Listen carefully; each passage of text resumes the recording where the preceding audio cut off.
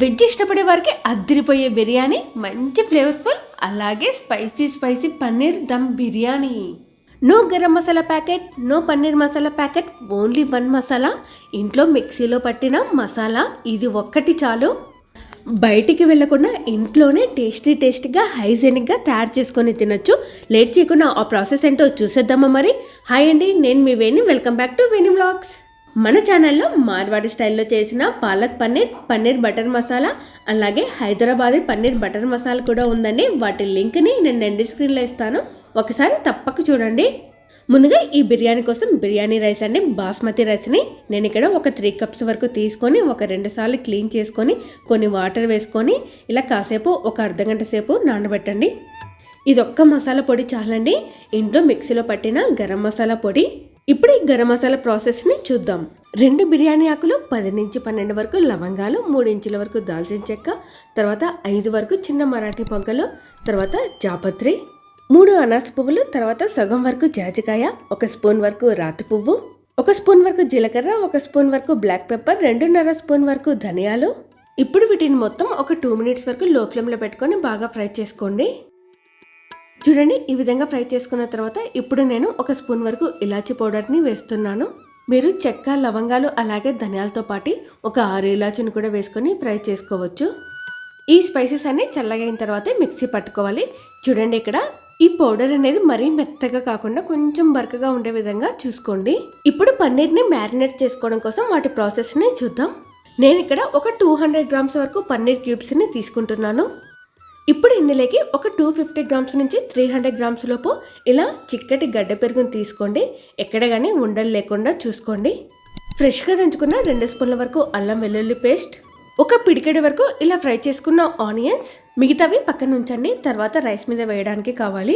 చూడండి, ఇక్కడ వీడియోలో కనిపిస్తున్నాయి కదా మసాలాలు. బిర్యానీ ఆకు, కొంచెం దాల్చిన చెక్క, ఒక 6-7 లవంగాలు, ఒక 2 స్టార్ అనాస, తర్వాత కస్తూరి మేతి, 2 మరాఠీ మొగ్గలు. ఇవన్నీ వేసుకున్న తర్వాత రుచికి సరిపడ ఉప్పు, తర్వాత ఒక గుప్పెడు కొత్తిమీర, పుదీనా, 1 స్పూన్ వరకు కారం పొడి, తర్వాత మిక్సీలో పట్టుకున్న గరం మసాలా ఉంది కదా, అది మొత్తం వేయకుండా ఒక సగం స్పూన్ వరకు పక్కన ఉంచండి.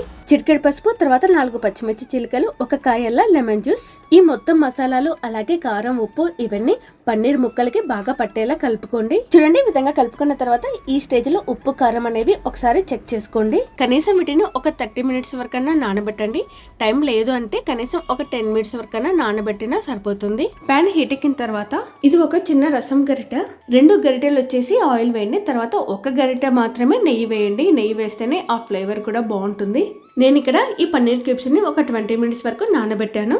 తర్వాత వీటిని మొత్తం ఇలా ఆయిల్లోకి డ్రాప్ చేసుకున్న తర్వాత మీడియం ఫ్లేమ్లో పెట్టుకొని ఒక 8 నుంచి 10 నిమిషాల వరకు ఫ్రై చేసుకుంటే సరిపోతుంది.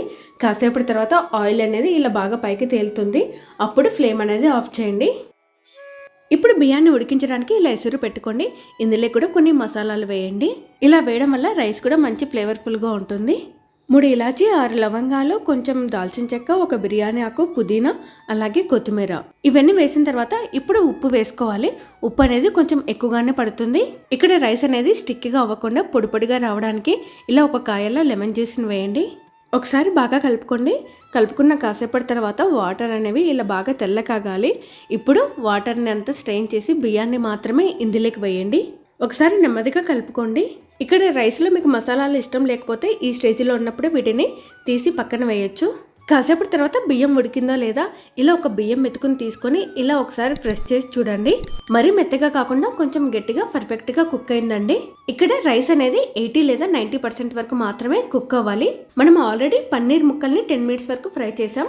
ఇక్కడ రైస్ని 80 లేదా 90% వరకు మాత్రమే కుక్ చేసుకుంటే కరెక్ట్గా సరిపోతుంది. ఇప్పుడు ఒక స్ట్రెయినర్ సహాయంతో వాటర్ని మొత్తం స్ట్రెయిన్ చేయండి. ఈ ప్రాసెస్ అంతా బియ్యం ఉడికేటప్పుడే చేసుకోండి. మీకు అర్థం అవడం కోసం ఈ క్లిప్ నేను ఇప్పుడు పెట్టాను. ఏదైనా మనం దమ్ చేసే బౌల్ కానీ, పాట్ కానీ, లేకపోతే కడాయి కానీ ఏదైనా తీసుకున్నప్పుడు వాటికి ముందుగా ఆయిల్ లేదా గీ అనేది అప్లై చేయండి. తర్వాత ఫ్రై చేసి పక్కన పెట్టుకున్న పన్నీర్ ఉంది కదా, ఇప్పుడు ఇందులోకి వేయండి. ఒకసారి పాట్ అంతా బాగా స్ప్రెడ్ చేయండి. తర్వాత పుదీనా, కొత్తిమీర, ఫ్రై ఆనియన్స్ ఉన్నాయి కదా, అవి ఇప్పుడు ఇందులోకి వేయండి. ఇప్పుడు స్ట్రెయిన్ చేసుకున్న రైస్ ఉంది కదా, ఇందులోకి వేయండి. మొత్తం ఈ విధంగా వేసిన తర్వాత సగం స్పూన్ వరకు గరం మసాలా ఉంది కదా, ఆ పొడిని ఇప్పుడు పైన చల్లండి.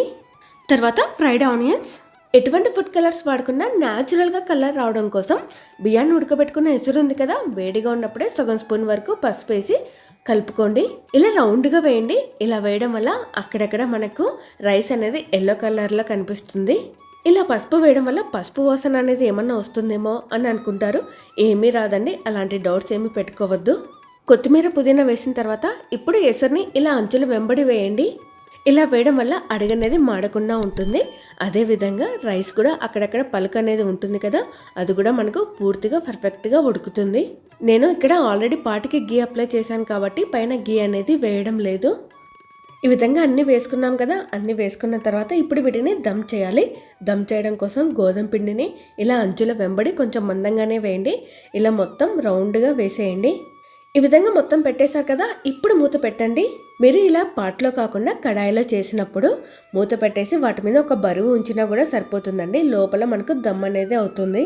నేను ఇక్కడ లో ఫ్లేమ్లో పెట్టేసి 8 మినిట్స్ వరకు మాత్రమే దమ్ చేశాను.